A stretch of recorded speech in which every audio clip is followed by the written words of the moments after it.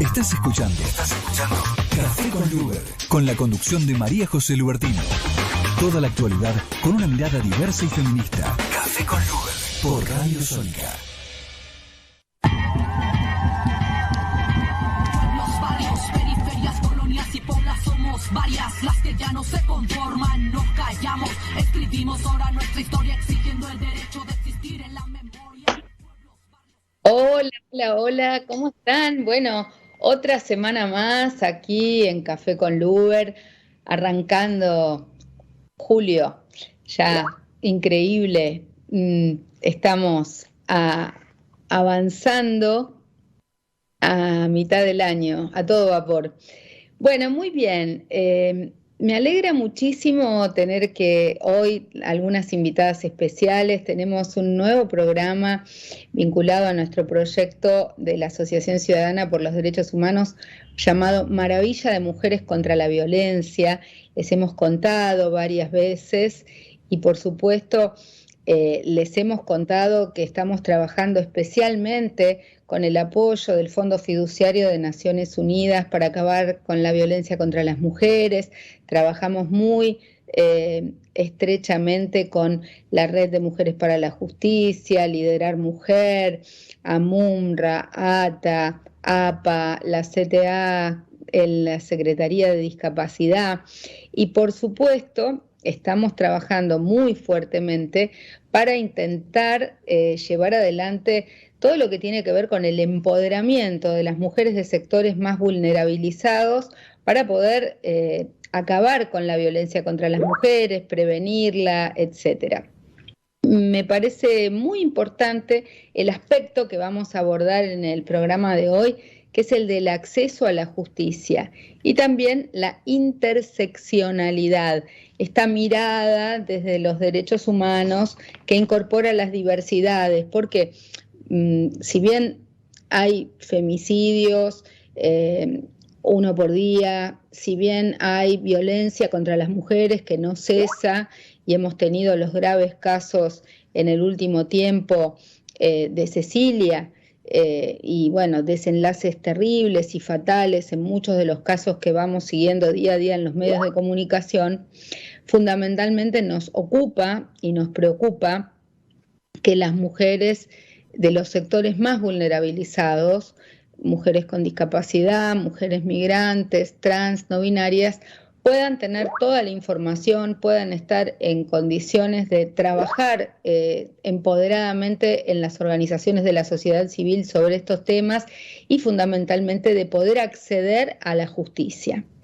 Para eso en el programa de hoy vamos a contarles y a participar varias compañeras, amigas, colegas, que han sido parte de las capacitaciones que venimos dando desde ACDH. En primer lugar, quiero presentarles a Marcela Peronja. Ella es abogada, cumple funciones como asesora de menores en los tribunales de la provincia de Santa Fe, es replicadora en los talleres para incorporar la perspectiva de género y el acceso a la justicia en el Poder Judicial de la Oficina de la Mujer de la Corte Suprema de Justicia de la Nación. Y también es integrante de la Red de Mujeres para la Justicia. Es una de nuestras docentes en el programa Maravilla de Mujeres contra la Violencia. Hola Marcela, bienvenida y bueno, esperamos... Hola, ¿qué tal, María José? Buenas tardes, un gusto compartir nuevamente, ver caras conocidas, amigas, y la verdad que siempre es oportuno para hablar estos temas.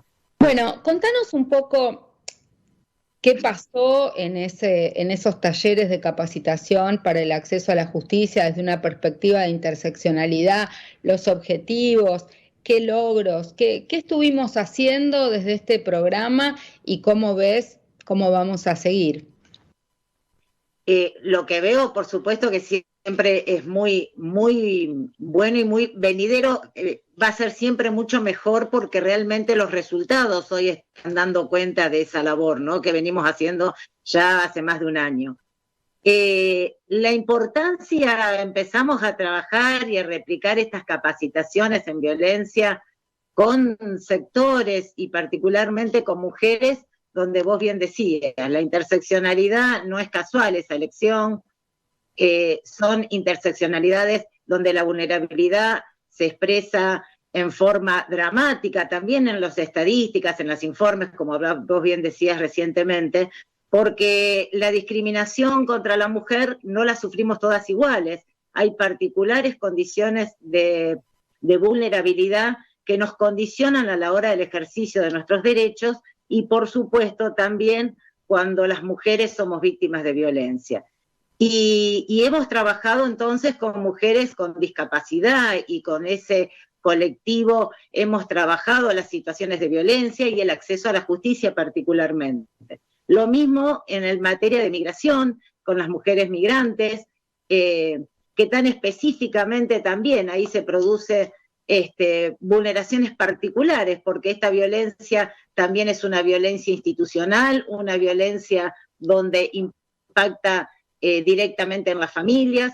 Y por último, también decíamos desde la diversidad, desde las mujeres trans que hemos también tenido ahí, y justamente recientemente con cifras alarmantes, pero que también reales, nos acercan a esa mirada de lo que es lo territorial, ¿no? Lo que ocurre realmente en cada sector. Decíamos, son números de Buenos Aires, y que justamente María José lo veíamos hoy, de la Asociación Ciudadana por los Derechos Humanos, que venían ustedes arrojando ese trabajo, donde el 95% de las mujeres trans, ¿no es cierto?, dan cuenta de situaciones de violencia. O sea, 1 cada 10. Es realmente llamativo, impactante, donde también ahí la violencia se expresa diferente, no solo en la vida privada, sino también en la vida pública. Las mujeres, en definitiva, no son la sumatoria de vulnerabilidades, sino que la sumatoria de vulnerabilidades nos dan situaciones particulares. Vivimos las mujeres de una forma particular esa violencia. Te corrijo y le doy paso a mi siguiente invitada, justamente porque la encuesta es una encuesta federal, no es exclusivamente de la ciudad de Buenos Aires.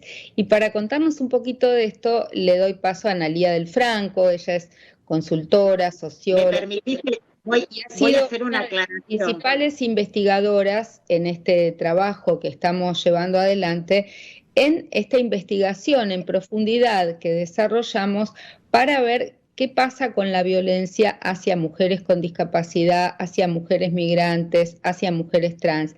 Analía, ¿por qué no nos comentás algunos de los hallazgos principales de esta investigación que hicimos durante este año? Mucho gusto de estar con ustedes y compartir.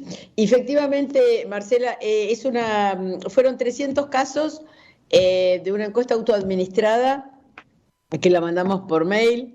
Y se hizo a nivel federal, efectivamente, a nivel nacional. Se tomaron en función de parámetros, algunas bases otorgadas del INDEC, en otros casos bases a partir del Ministerio de la Mujer y del Ministerio de Desarrollo Social. Entonces, digamos, sobre esos parámetros se trabajó y se hizo una encuesta del mayor alcance que se podía, digamos, y fue autoadministrada, el 80% de los casos, cuando, bueno, a veces se complicaba un poco, entonces llamábamos por teléfono y finalmente se hacía con encuestadora. Pero bueno, la disposición fue interesante, importante, no hubo rechazo en la respuesta. A veces, bueno, cuesta, ¿no?, arrancar para contestar la encuesta, pero una vez que se empezó a responder fue muy, muy, muy llevadera. Estos son temas bastante delicados, donde a veces las mujeres les cuesta un poco también las mujeres, las diversidades, las disidencias, les cuesta poder responder a estos temas, sobre todo si no saben de dónde viene la encuesta o para qué va a ser utilizada, ¿no? No, lógico. Son temas que son igual, por supuesto que veníamos de parte de la asociación, pero bueno, de todas maneras, no es fácil contestar una encuesta política, imagínense una que tiene que ver con lo personal de uno. Y bueno, efectivamente, lo más impactante es un poco lo que está en el artículo que lo conversábamos, es que, digamos, la cuestión de las mujeres trans, que es como, bueno, muy ninguna dijo que no le había sucedido algo. Diferentes situaciones, quizás las situaciones más, quiero decir como más llevaderas, puede ser en las mujeres migrantes, que con otro tipo de situaciones como más sofisticadas en la violencia, ¿no? O en el ejercicio, o el percibir de cuál de qué manera se las violenta. Pero las mujeres trans realmente, todas unánimemente, sienten esta cuestión, especialmente en la calle y en diferentes instituciones, especialmente, bueno, hay una cuestión de violencia importante en lo que tiene que ver con las instituciones de salud. Esto, bueno, también es bastante, digamos, conocido, digamos, esto es de alguna manera una comprobación de las hipótesis que siempre manejamos. Y por otro lado también a veces esta cuestión de ir a hacer la denuncia, que esto también es un tema, ¿no? Digamos que muchas mujeres no van de cualquiera de los 3 colectivos que nosotros estuvimos trabajando, a veces no van a hacer la denuncia porque sienten que ¿para qué Salcuete no va a prosperar, no? Y bueno, esto sigue presente. Y por otro lado, bueno, sí, lo que más se recurre es quizás a la comisaría, sobre todo las mujeres migrantes, se recurre a la comisaría, aunque no siempre el trato es el ideal. Pero bueno, no hay otro lugar donde recurrir en realidad. Entonces ahí se presenta esta situación un poco de círculo vicioso, que vamos a hacer denuncias a los lugares donde en definitiva tampoco nos tratan bien. No nos tratan demasiado bien a veces en el trato, y también en el tema de que no se resuelve. Pero también hay que reconocer que un porcentaje, sobre todo las mujeres con discapacidad, donde se ha hecho denuncias inclusive en relación a los ámbitos laborales, cuando se hace la denuncia y la denuncia se toma todo seriamente y no es solamente ir a firmar un papel y nada más, siente que hay una repercusión positiva. O sea, hacer la denuncia no es que es un tema de que a lo mejor después en la institución no lo van a considerar, sino que se lo considera y hay parecía que es como un pequeño empoderamiento por parte de la que hace la denuncia en relación a lo que estaba pasando en la institución, especialmente en lo que tiene que ver con instituciones, con ámbitos cerrados, ¿no? Con ámbitos de trabajo, porque hacer por ahí las denuncias que se hacen, si me tratan mal en un hospital, bueno, la denuncia, nadie va a hacer la denuncia de eso, ¿no? Bueno, y ni qué hablar con lo que tiene que ver con la violencia intrafamiliar, ¿no? Ahí es donde también hay... Bueno, por supuesto esto es bastante, digamos, es lo más conocido de todos, es lo que está hoy más sobre la mesa, pero un tema que también llamaba bastante la atención es en las escuelas, ¿no? En las escuelas, en todo lo que tiene que ver con el ámbito de docente, como el alto nivel digamos, de violencia, pero de mujeres hacia mujeres. Eso, digamos, también es algo que llamó bastante la atención. Ahora volvemos a seguir hablando de esto, pero recordemos que esta investigación ya está en nuestra página web www.acdh.org.ar y que también vamos a estar haciendo una presentación aquí en la ciudad de Buenos Aires, y para quienes estén en el interior del país les vamos a pasar el link porque también vamos a transmitirlo online. Vamos a estar presentando esta encuesta el 13 de julio a las 18 horas en Piedra 1065, en el espacio que nos ofrece la Secretaría de Discapacidad de la CTA. Pero bueno, me gustaría retomar un poco en orden a el diagnóstico. Es terrible, tanto las estadísticas que arroja los nuevos informes de otras organizaciones feministas, los observatorios de violencia, la Oficina de Violencia contra las Mujeres de la Corte, los datos del Ministerio de la Mujer. Y nuestro nuestra investigación entra un poco más en profundidad en relación a estos colectivos que son particularmente vulnerabilizados.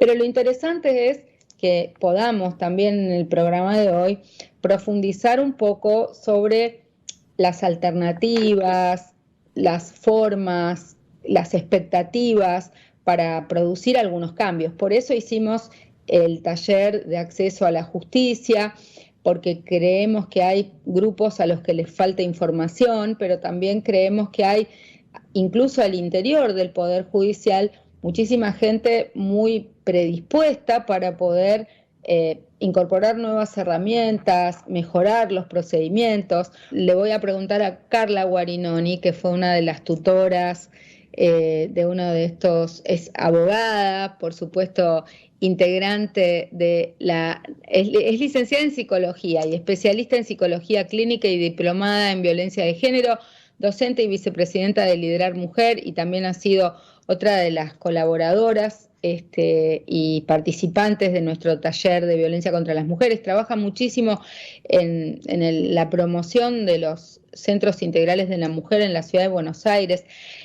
Carla, ¿por qué la importancia de empoderar a las mujeres en los lugares en los territorios, ¿no? Hola, ¿qué tal? Buenas tardes a todas, gracias por la invitación. Sí, como vos decías, bueno, yo formo parte de una asociación civil que es Liderar Mujer, que se encarga, su objeto principal tiene que ver con esto que vos decías, María José, de empoderar a las mujeres. Y cuando nos enfrentamos a estos temas tan complejos como el que vimos en esa jornada en el que estamos trabajando hace un año, de la interseccionalidad de la justicia y pensar en estos colectivos que, como recién decía bien Marcela, se van afectando, ¿no? por el acceso que tienen a la justicia, nos encontramos en el territorio con mujeres que no saben qué hacer, ¿sí? Mujeres y disidencias, obviamente, pero estamos hablando particularmente de mujeres, que nos encontramos con mujeres que frente a la violencia de género, cualquiera de las formas, obviamente sabemos que la más extrema es el femicidio, digamos, la violencia física y después el femicidio, pero hay otras formas de violencia de género que sabemos todas y digamos, no me voy a explayar en eso, pero sí que encontramos en los territorios mujeres que no saben cómo acceder a todas estas herramientas de las que hablamos en los talleres, ¿no? Y sobre todo cuando estamos hablando de estas poblaciones que son doblemente vulneradas, ¿no? Por ser mujer y por pertenecer a estas minorías. Entonces, ahí es donde las asociaciones como la nuestra tienen un paso intermedio, digamos, entre lo que es el Estado o, en este caso, el Poder Judicial, con las mujeres en el territorio. Entonces, ahí es donde nosotros asesoramos, donde nosotras hacemos talleres sobre lo que es la violencia de género, sobre cómo las personas pueden salir de esa situación. Nosotros empezamos a actuar en la pandemia y en la pandemia, digamos, fue muy evidente esta situación. Empezamos antes de la pandemia y seguimos actuando en la pandemia, ¿no?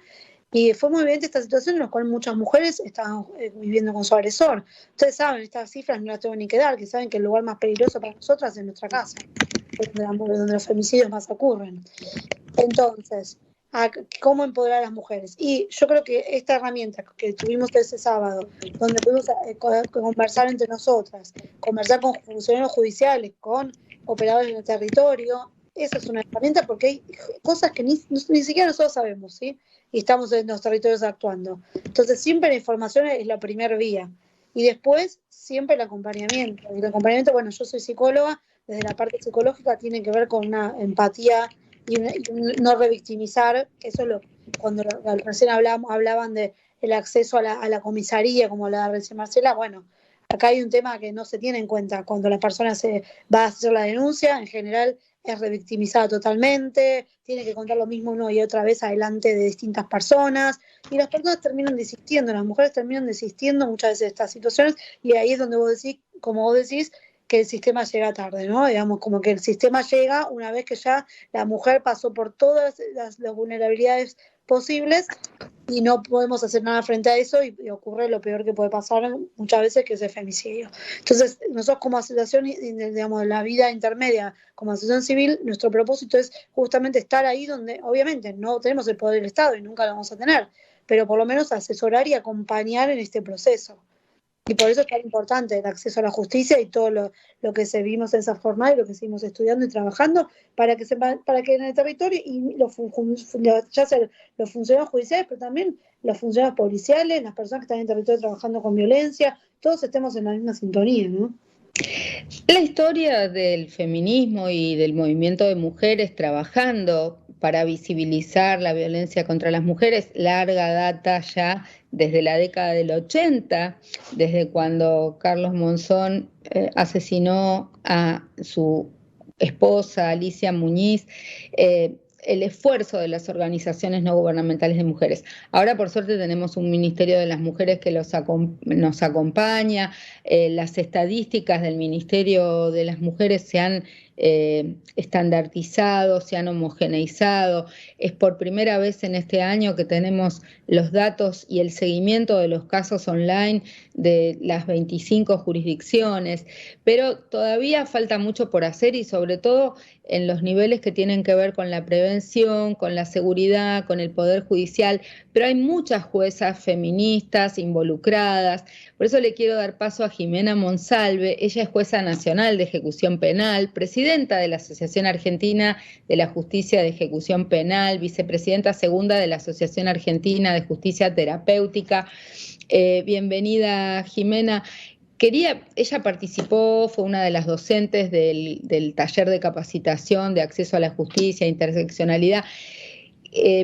Como siempre decimos quienes venimos de los derechos humanos y del derecho civil, es que la justicia penal siempre llega tarde, porque el femicidio ya ocurrió, las lesiones ya están. ¿Qué pasa con la prevención? ¿Qué pasa? ¿Qué planteos hacen las feministas al interior de los ámbitos judiciales para tratar de evitar estos hechos de violencia o para que cuando hay una primera advertencia de un violento, esto no siga en una escalada que termina en un femicidio? Te escuchamos, Jimena. Bueno, ante todo, agradecer la posibilidad de participar de la capacitación. Fue muy rica. La verdad es que escuchar muchos testimonios y poder hacer intercambios, eso es lo que permite también que se hagan ajustes desde las prácticas que llevamos adelante todos los días en la justicia. Tenemos que tener en claro varias cosas. Primero, bueno, como vos bien dijiste, María José, cuando ya hay un delito, ya hay derechos vulnerados y la prevención va a requerir de mucho tiempo porque tiene que darse una transformación, casi te diría, cultural. Y es muy difícil que eso suceda rápidamente.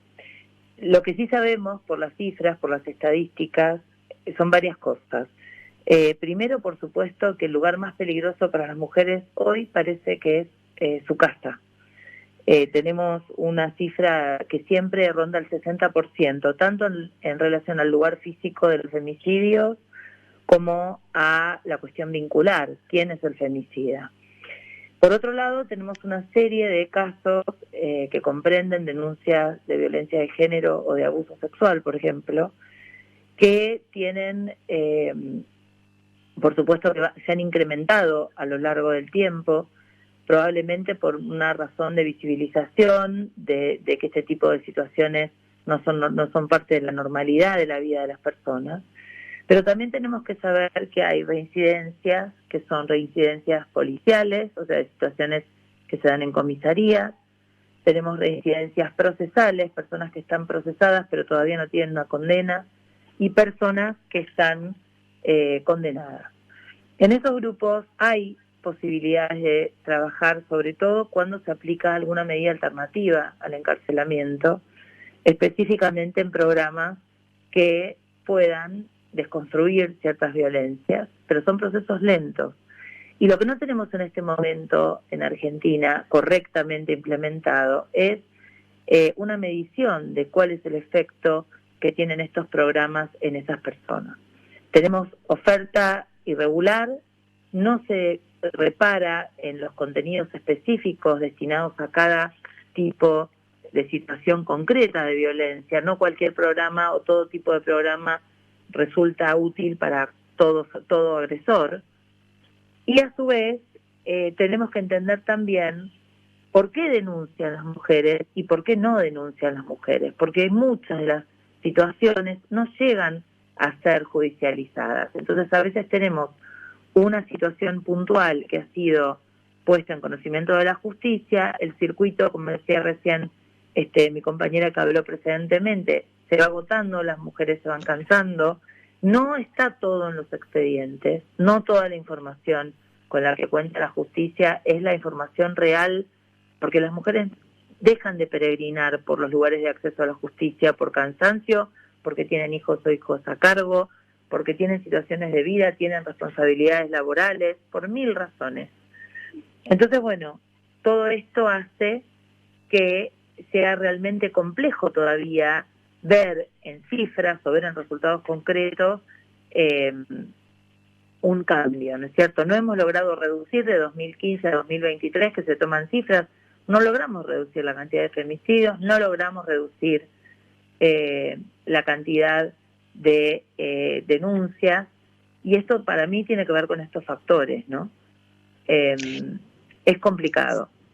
Siempre la pregunta es si lo que pasa es que aumenta la conciencia y aumentan las denuncias, o si efectivamente se incrementa la violencia contra las mujeres. Pero el dato de los femicidios sí es un dato duro, bastante cierto y atendible, porque eso sí se registra con certeza.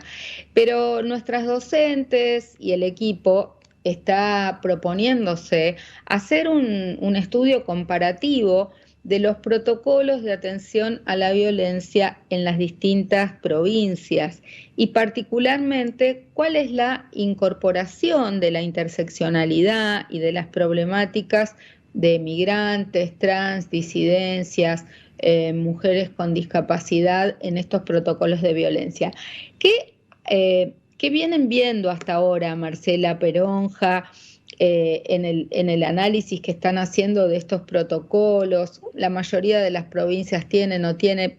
Todo lo que desde las organizaciones de mujeres vemos es que hay bastante ineficacia en el sistema, pero seguramente ustedes podrán comparar y habrá algunos lugares donde hay una mejor recepción de estas problemáticas.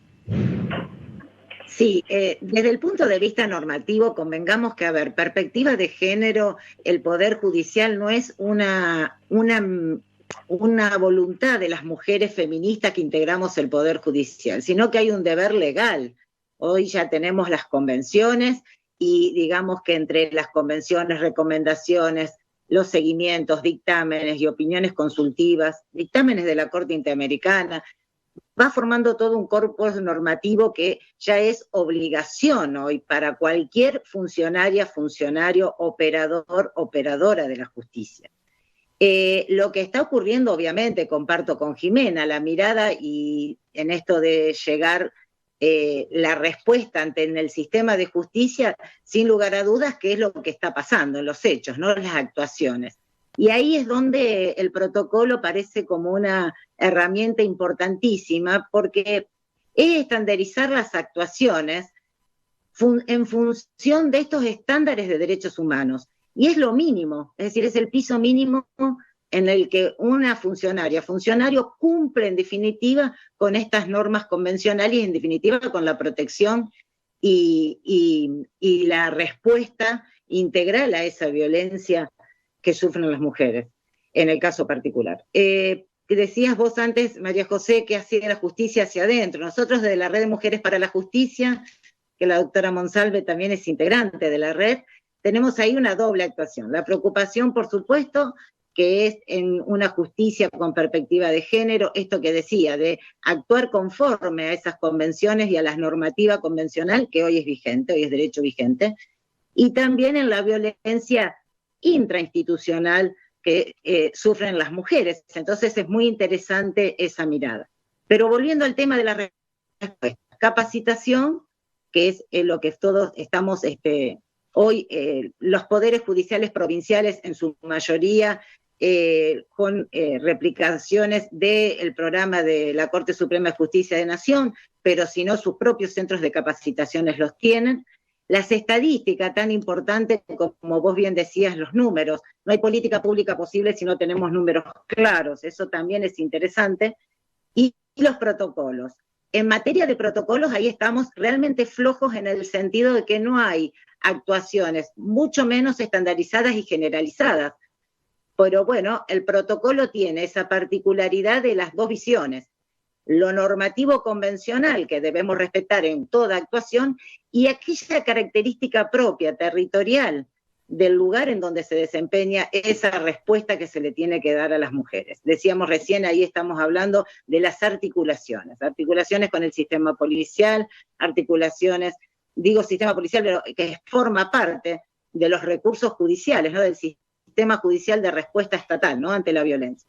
Y es muy importante, dispensario, educación, escuelas, en definitiva, todas esas articulaciones que también por supuesto, interpoderes, ¿no? Con el Poder Ejecutivo. Te pregunto, volviendo al tema de los números, en la encuesta, en la investigación en profundidad que vos hiciste, ¿cuáles son los hallazgos más importantes? ¿Cuáles son las recomendaciones que vos podrías formularle a las organizaciones de la sociedad civil, a los poderes del Estado en relación a estos temas a partir de estos 3 colectivos que estudiaste? La interseccionalidad está muy poco abordada, eso es un hallazgo, si bien discapacidad tiene un desarrollo y una respuesta, me parece que inclusive en los sistemas penales los protocolos están previstos, como podemos hablar de niñez y adolescencia con discapacidad, eso está abordado, está más sistematizado.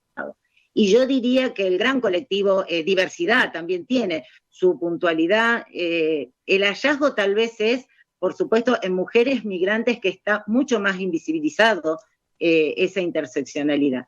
Y en reglas generales diría que está abordado sin interseccionalidades. O sea, la violencia contra las mujeres hoy está abordada desde una generalidad. La particularidad es esa. Si hay algo que decir es que hay que seguir insistiendo y capacitando en materia de lo que implica una interseccionalidad tal como son varias vulnerabilidades, como es una mujer en situación de migración, es una mujer en situación, por ejemplo, en la diversidad, las mujeres trans sufriendo violencia, o sea que hay particularidades, esa dificultad del acceso, diría que esa es la recomendación central, dar esas particularidades. Analía del Franco, retomando el tema de la encuesta, ¿cuáles son los hallazgos más importantes y cuáles son las recomendaciones más importantes que vos harías a partir de la investigación en profundidad? Bueno, en esta misma línea que decía también Marcela, ¿no? Digamos, independientemente de los aspectos de situaciones individuales de cada mujer, de cada situación, parece que lo que uno se puede aportar desde un colectivo es justamente mantener este nivel de, digamos, de visibilización de todo tipo de violencia y la cohesión. Porque esto es lo que se notaba, ¿no? Digamos, especialmente una situación en la que si no, bueno, como ya todos sabemos, el tema de pelearla sola, digamos, para ¿cómo se llama? Pelearla sola, para decirlo de una manera un poco no tan agradable, les diría que toda la tarea que hacen los colectivos y las organizaciones es fundamental, porque además se notaba y se notó, y en las entrevistas que nosotros hicimos personalmente, como entrevistas más en profundidad, al inicio para armar el cuestionario, se notaba esta cuestión, esta sensación, y antes y después de algunas más mayores, donde había como una hora diferente a un antes, donde había como una lucha, digamos, tipo arréglese quien pueda. Y ahora esto como que genera más contención, y la verdad es que es así, la visibilización de la problemática, la concientización pública de la problemática y digamos, es fundamental. Yo quizás peco un poco de ponerme en un lugar desde la comunicación y de lo que implica la comunicación masiva y la sensibilización, pero me parece que digamos, colectivamente, además de todo lo que tenga que ver obviamente con lo legal, pero es muy importante porque es un amparo también, aunque no aparezca, la visibilización. Y la presencia del tema acompaña mucho a las problemáticas individuales. Estamos en estos días con el caso de Cecilia en Chaco, la movilización popular y los medios de comunicación allí presentes, pero digamos, pareciera ser que solo cuando están los medios de comunicación presentes las investigaciones avanzan más rápido, se toman medidas cautelares, hay como más movimiento. Le pregunto a la doctora Monsalve de vuelta, ¿es así que funciona el Poder Judicial solo cuando hay medios de... sabemos que no son todos los juezas iguales, pero me parece importante retomar esto que plantea Analía. ¿Puedo agregar algo para cerrar, especialmente del tema del tema del Chaco? Es que yo creo que el tema... Creo que lo de Chaco es palabras mayores, ¿no? Realmente. Pero lo que entiendo es que hay como esta cuestión de que yo creo que nadie se entera de lo que sucede en algún punto. O sea, ni siquiera las cosas suceden como sucedían ahí en este lugar, pero nadie hace la denuncia. Por ejemplo, bueno, tendría que ser entonces algo que vaya como por otro lado y alguien que se anime a levantar esa situación. Pero por parte de las familias no había denuncia. Recién ahora se están como animando cuando se visibilizó. Bueno, es justamente lo que venimos diciendo, ¿no? Entonces, bueno, después la justicia, qué sé yo, hará, no sé si la justicia, ni sé si la justicia se entera ante estas situaciones tan retorcidas de cómo sucedían ahí, ¿no? Pero entonces, bueno, esta cuestión de justamente lo que está pasando en Chaco, se visibiliza, se hace, ¿no? Se expone todo el tiempo en el espacio público y esto, bueno, anima a muchas familias, en este caso, que habían quedado calladas, a decir su situación. Bueno, por un lado lo que habla Analía es la naturalización de la violencia intrafamiliar.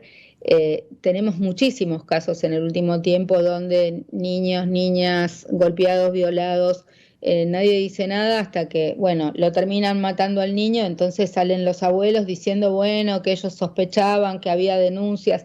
Sabemos que no todos los jueces y juezas o todo el Poder Judicial actúa igual, pero ¿cómo analizás la relación entre los medios de comunicación, los hechos de violencia de género y el Poder Judicial, doctora Monsalve? Bueno, la verdad que es un tema delicado porque hay muchas aristas en ese asunto. Primero, hay una cantidad de procesos que llegan a una resolución judicial satisfactoria. De hecho, yo que estoy en la última etapa, que es la etapa de ejecución penal, en este momento tengo 700 aproximadamente casos de 3.500 causas que están vinculadas a cuestiones relacionadas con esta materia. Con lo cual, hay toda una justicia que silenciosamente está trabajando. Hay, por supuesto, casos es muy alto el promedio, o sea, estadísticamente es muy alto el porcentaje de casos de violencia y de causas de violencia sobre el total de causas. Eso es lo que yo veo en la mayoría de las provincias, ¿no?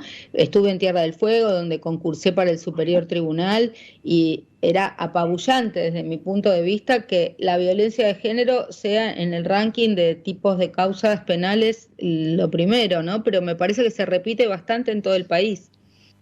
Sí, es una estadística alta. Y tenemos que tener en cuenta que incluso hay un fallo de la Corte que desanima la aplicación en estos casos de la suspensión del juicio a prueba, que es una medida con la que yo particularmente no estoy tan de acuerdo, porque la violencia tiene distintas gradualidades y se puede abordar de alguna forma distinta, ¿no? No es que no admite posibilidades, pero sabemos que hoy tenemos una cantidad de casos muy alta, muy alta. Así que la justicia en este sentido sí está trabajando. También tenemos una cantidad muy grande de personas que por más que han cumplido con la capacitación de Ley Micaela, la transformación no ha ocurrido dentro de su modo de trabajo, dentro de su modo de abordar los casos. Entonces, todavía en lo que tiene que ver con estrategias de investigación, con la rapidez con la que hay que trabajar en algunos casos, hay lugares en donde no se puede articular adecuadamente. La mediatización de un caso que genera escozor, que altera la sensibilidad pública realmente, permite hacer varios análisis y por supuesto permite concientizar también a la comunidad respecto de cuestiones que en este caso, bueno, se enlazaban con personas que eran referentes barriales, personas que tenían, ¿no es cierto?, supuestamente una misión dentro de su comunidad, y eso es lo que genera además mayor estupor, mayor sensibilización. Yo estoy muy disconforme con el modo en que los medios de comunicación abordan estos casos. Vemos habitualmente bastante deficiencia en el modo de tratar a las víctimas, y víctimas, estoy hablando en sentido amplio, ¿no? Cuando hablamos de padres o madres de una víctima, familiares, el discurso, el lenguaje que se utiliza, todavía a mí me parece que hace falta mucha educación en relación a los medios de comunicación para tratar estos temas. Creo que se quiere teatralizar muchas veces, generar drama, y estas son cosas que tienen que ver con la educación. Y creo, por último, justamente, que la única herramienta que nos queda para salvaguardar esto es la educación. La educación, la ESI. Sabemos que hay un montón de casos que se han visibilizado en denuncias a partir de lo que niños y niñas han aprendido en la escuela, que se han dado cuenta, por ejemplo, que había situaciones de violencia en su hogar, o que su mamá es víctima de violencia, o que ellos mismos son víctimas de violencia. Entonces, yo creo que la herramienta es esa. No creamos que porque se mediatiza un caso la justicia va a trabajar mejor. Sí pensemos en cómo generar red, cómo generar la integración de los programas específicos dentro de los juzgados, que haya acercamiento de los dispositivos, acercamiento al territorio por parte de los tribunales, ¿no es cierto?, de las fiscalías, de las defensorías, porque la manda constitucional y convencional la tenemos encima de la cabeza todos y todas los funcionarios públicos, no solamente los jueces, los fiscales, los defensores también, públicos, digo. Querida Carla Guanini, me encantaría que nos sintetices cuáles fueron las inquietudes, las propuestas, las expectativas de los y las y les participantes de nuestra capacitación de cara al futuro. Ay, bueno, fue mucho, porque la verdad que participaron un montón. La gente quería hablar y era gente que estaba muy comprometida con el, digamos, con el tema, y a su vez trabajando en el tema, que eso fue muy interesante, porque tuvimos desde funcionarios judiciales hasta funcionarios de distintos municipios como secretaria de género, hasta, bueno, personas que militaban en los distintos territorios, miembros de ONG. Y bueno, las expectativas, lo que nos marcaron más es que la jornada fue muy rica y muy interesante, como un pantallazo primero, pero que querían meterse más en las herramientas, ¿no? Esto que estuvieron hablando las doctoras y que decían que hay una falta, digamos, ahí de, bueno, ya sabemos esto de la ley Micaela, ya sabemos que tienen que tener perspectiva de género los fallos, etcétera, etcétera. Bueno, ahora ¿cómo lo llevamos a cabo, no? ¿Qué herramientas podemos dar nosotros desde las teorías, pero también desde las prácticas de cada uno, ¿no? Desde la doctora, digamos, que es jueza, hasta las asociaciones intermedias que estamos también en los territorios, hasta, bueno, todos los saberes que se entrecruzan, porque de un solo saber esta problemática no se abarca. Digamos, tenemos que interactuar, por eso estamos hablando de interseccionalidad, y por eso estamos hablando de distintos lugares de la sociedad para poder abordar estos temas, ¿no? Porque creo que es tan complejo y tan, digamos, recién que ustedes decían que es la primera, digamos, causa, digamos, de lo que tiene que ver con las causas penales, sea la violencia de género, nos está hablando muchísimo, ¿no? De la importancia que tiene este tema, y además todas las estadísticas y todo lo que estuvimos hablando en este programa, ¿no? Entonces, bueno, la expectativa me parece que es tener más herramientas y seguir abundando el tema con herramientas concretas, ¿no? Para llevarlo a los distintos territorios. Buenísimo. Hablábamos recién de la ley Micaela y ¿cuál es la evaluación que se hace de la eficacia de la ley Micaela? Yo tengo una visión bastante crítica, sobre todo porque habiendo participado tanto desde el asesoramiento al Consejo de la Magistratura en la Ciudad de Buenos Aires, habiendo dado concurso en Tierra del Fuego, habiendo estudiado para nuestro libro de la reforma feminista desde la Facultad de Derecho cómo se hacen los concursos, pareciera ser que el tema de la perspectiva de género y el tema de la ley Micaela se toma bastante superficialmente. Es como tildar en un casillero que alguien hizo un curso, pero no se internaliza por parte de los jueces y juezas, y en la evaluación, en los concursos, tampoco se profundiza demasiado en esta temática, ni que hablar en los concursos en la Facultad de Derecho para los profesores de Derecho, tampoco estamos demasiado exigidos, ni siquiera se considera un puntaje especial, ni siquiera se lo tiene en cuenta en la evaluación de los concursos, el tema de la perspectiva de género y la formación en los temas de violencia. ¿Cómo ves esto, Jimena? La capacitación de ley Micaela es un umbral mínimo de aproximación a la cuestión, y son cursos que son básicos y que lo que tienen que generar es justamente la curiosidad y la necesidad de cambiar prácticas concretas, ¿no es cierto? Entonces yo creo que una cosa es hacer una capacitación básica y otra cosa es exigir al funcionariado a que modifique prácticas reales pensando en los destinatarios de decisión.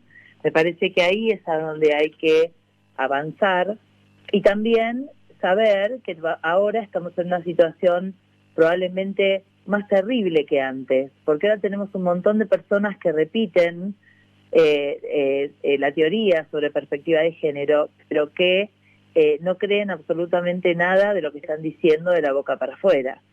Ahora está, entre comillas, está de moda que todos sepamos sobre perspectiva de género y que todos y todas estemos capacitados. Y después, cuando uno ve las acciones o ve las decisiones, se da cuenta de que esto no ocurrió. Entonces hay como una suerte de situación hasta perversa, me atrevería a decir. Yo creo que tenemos que soportar este periodo, porque es un periodo de cambio, y hay que apostar a que las nuevas generaciones, también va a haber recambios generacionales, están mucho más empapadas, mucho más afianzadas de estas ideas, así que creo que hay posibilidades hacia el futuro. Bueno, estamos casi en el final. Recordarles que vamos a presentar la encuesta en profundidad que se ha hecho sobre violencia contra las mujeres con discapacidad, mujeres migrantes, mujeres trans y no binarias. La vamos a estar presentando el 13 de julio a las 18 horas, así que tomen nota.